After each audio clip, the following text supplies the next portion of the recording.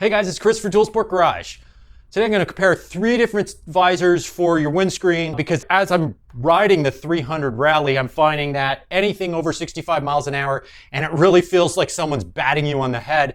So stick around. I've got the Puig Visor extension. That's about $100, give or take. I've got the KemiMoto, which is kind of a bigger one. That's about $40. And I've got Justech, which I'm also going to try. And we'll see which one performs best on the 300 Rally.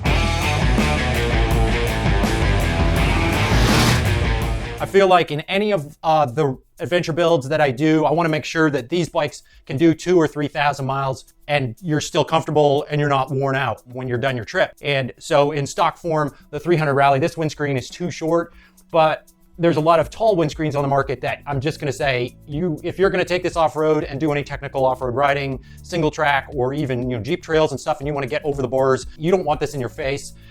So you really can't go any taller. I think this windscreen is the perfect height for doing everything all the time. But I think you always want to have a removable visor extension that you can add when it's time to jump on the highway, do some high speed, make up some time on your way home or whatever. So I've got a video where I build out the Puig Visor. I'm going to build out the other 2 right now so you can see what that looks like. And then I'll take it out on the road and try all 3. And before the video is done, I'll give you my feedback on all 3 of them as they apply to the 300 Rally. Let's do the KemiMoto first.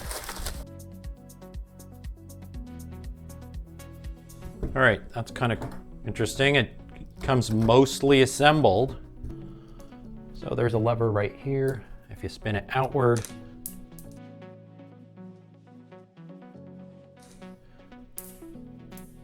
it falls off. I mean, this is the locking lever that locks the angle of this particular pivot point. And as you just noticed, it can fall out, which is not great. So I don't like the quality of that. But once it's locked into place, it seems to be very solid. So once out on the road, it should hopefully hold its shape as far as where I set the windscreen.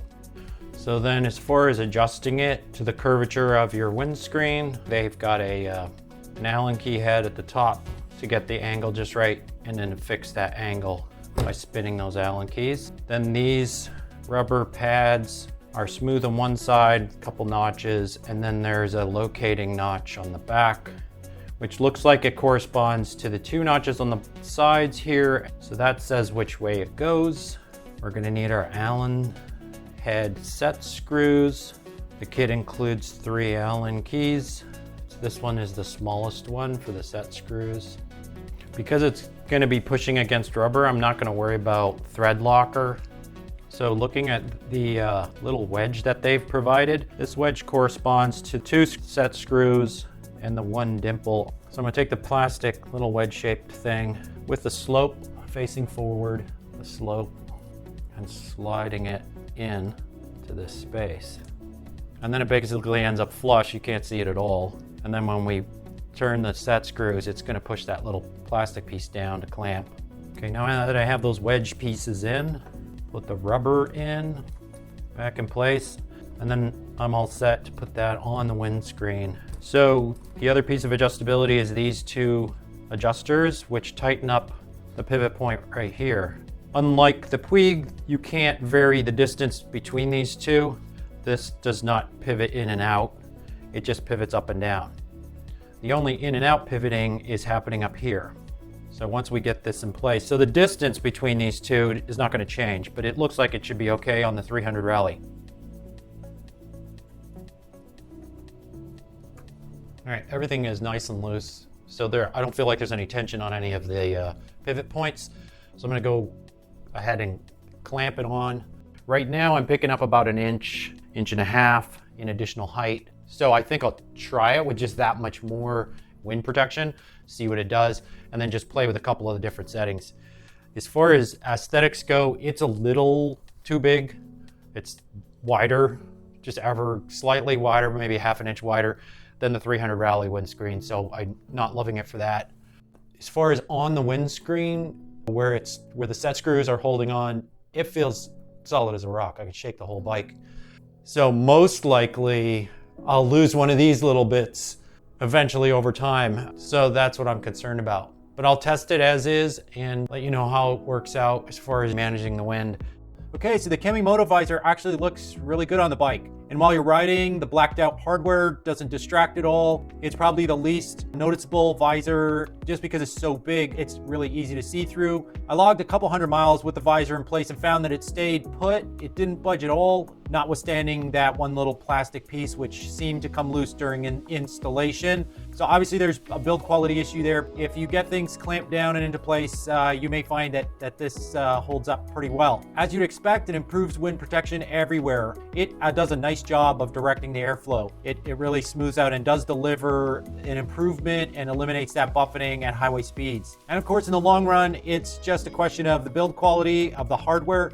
And especially if you're taking it off and putting it back on a regular basis, this hardware is the most likely to be damaged. And certainly if you drop the bike, this visor does stand off the windscreen quite a bit, and so is probably the most vulnerable of the three. All right, next up, let's assemble the Justech.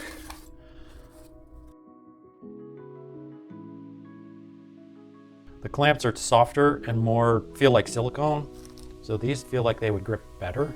There's also no resistance on these set screws. In this case, I would probably put a drop of thread lock on these. I mean, the threads are not tight at all, so I wouldn't trust the little bit of cushioning in the clamp to keep these from rattling loose. All right, so we take this little piece of metal, slide it into this silicone boot, and then slide it on. That'll distribute the pressure of the set screws. We're gonna put the clamp over top, and then this looks just like a cam that you would have on maybe a seat on a bicycle. So open all the way, and it looks like we're gonna have a washer on one side and a washer on the other. So we want it somewhat loose until we get it on the bike, because this will allow me to change the angle and the height. So just while I'm doing the install, I'm going to put it at the very top of the range. Go ahead and screw it onto the windscreen. Okay, so the Justech visor looks good on the bike, and the adjustability, it's easy thanks to the cam lock. I was surprised just how bright the silver finish is on the hardware. It really reflects a lot of the sunlight into your eyes, which is very distracting while you're riding in the midday sun. Wind protection is definitely improved at modest speeds around town, but at highway speeds, the buffeting is just as bad as if you didn't have a visor, which is surprising, and might actually be worse at high speeds. Not sure if it just doesn't seem to be managing the airflow or smoothing things out. So around town, the additional wind protection is noticeable, but definitely at high speeds, it does not deliver on the promise of eliminating that annoying buffeting.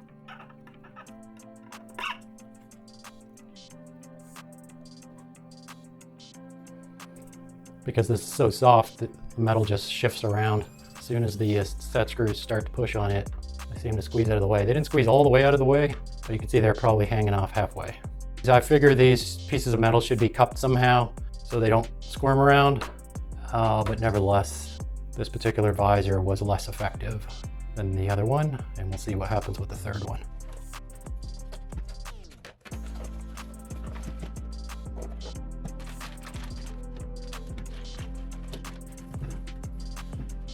So these screws are 5/32 if you have standard measure Allen keys, fits pretty good, or 4mm fits even better.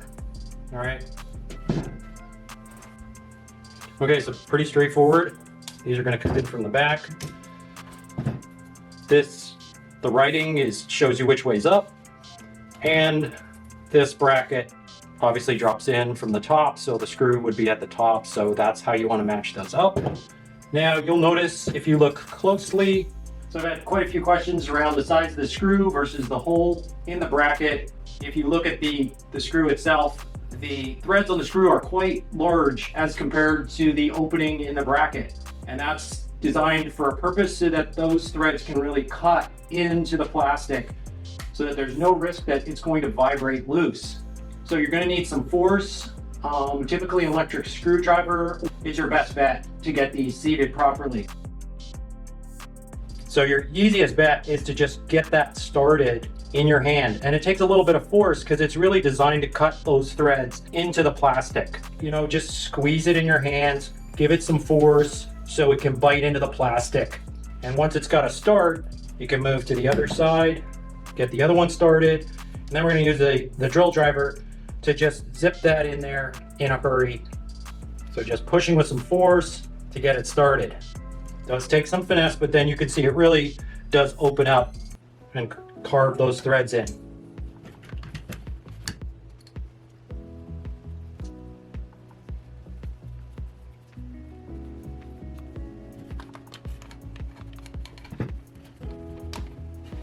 As with most jobs, it kind of takes 3 hands to do this. Actually, might not need the drill driver after all. Yep, no, so that's starting to dig in. So go to the other side.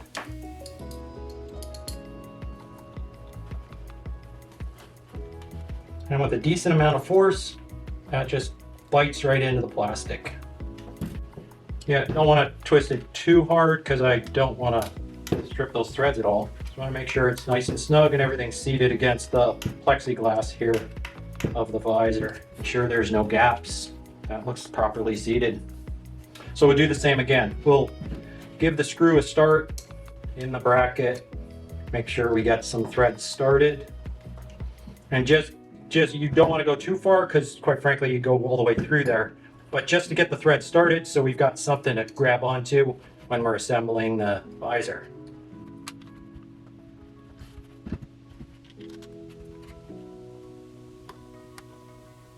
So pretty much that's it for assembly. The only other thing is there's caps included in the kit to cover up the screws. So that's it. The nice thing with the Puig is that you can adjust the angle that the brackets sit at, both at the front of the bracket and at the back. There's pivot points, both up and down and side to side. So it really does adapt to most windscreens in that way.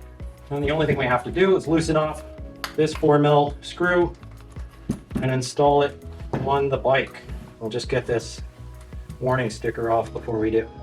Nice thing about this visor as well is that you can flip it all the way down, out of the way, so that if you don't want to take it off while you're off-road riding, it's the least amount of chance that you're going to have any sort of damage or have that get in the way of your chin or whatever.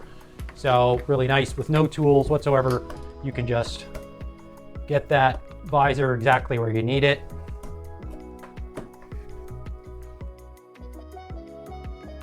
The Puig Visor, obviously the smallest of the 3, but despite the small size, it does a great job of smoothing out the airflow in all situations. Even at highway speeds, well in excess of 65 miles per hour, airflow is smooth and there's no buffeting. Adjustability is simple. All the hardware feels really sturdy, which is good because when the tarmac ends, many of us are not that good at stopping to remove the breakable bits, which means we might just leave our visor on most of the time, especially in dicey off-road situations. So it's nice to know that based on the size and the design of this particular visor and its hardware, this is the least vulnerable visor of the bunch.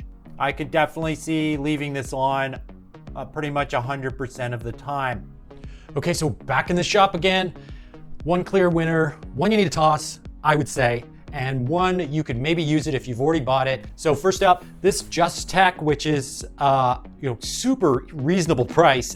30 bucks basically will get you something that looks like this, but at the end of the day, the performance is not good. It still feels like there's buffeting happening, even though it's a substantial sized unit. But at this really high speeds where I really think that the 300 needs help is above 65 miles an hour. And there, I didn't feel like it really helped. If there was a slight improvement, I didn't notice it because I still felt like there was a lot of turbulence behind the windscreen. So this one I like the least, partially too because the clamp is silver and it's in the bright sunlight, it's blinding. Also, when you do the set screws, when you tighten those set screws up, those little pieces of metal just slide all over the place, and I feel like inevitably you're gonna end up with 4 very sharp scratches in your windscreen. This is my least favorite of the bunch. Next up, KemiMoto. This one did a nice job as controlling the air and eliminating the buffeting at high speeds. It's a big unit. It's a little bigger than the stock windscreen, but it doesn't look unruly. The only issue I have with it is that the First, it sticks out quite a bit, and so I feel like it's the most vulnerable to be broken if you happen to, head down a dirt gravel road or something. These are ADV bikes. We are gonna have an adventure, and we might not always stop and take off our visor when we head down a dirt road. This one gets my vote as the most quickly broken item in the bike. Also, all of these little pieces are plastic that adjust it. And then one locking piece that's up here, it's fallen off, which you've seen on camera. It's fallen off numerous times. I would think all of these adjustments, once you get everything in place, if you found that you've already bought this and you want to make a go of it, I think you're going to need some sort of glue to lock all of these connectors so that you don't lose any bits and so nothing gets out of adjustment. And so maybe an epoxy or something like that. So this is passable. You could use it. If you've already got it, glue the connections and make the best of it. If you haven't bought it yet, I would certainly say for the difference in price, the Puig, it's solid. It's got a aluminum base, which only requires one screw on each side to take it off and put it on. The hinges and everything are really sturdy.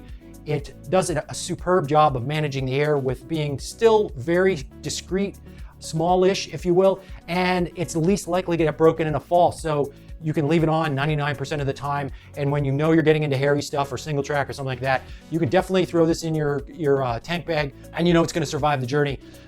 Really quality unit.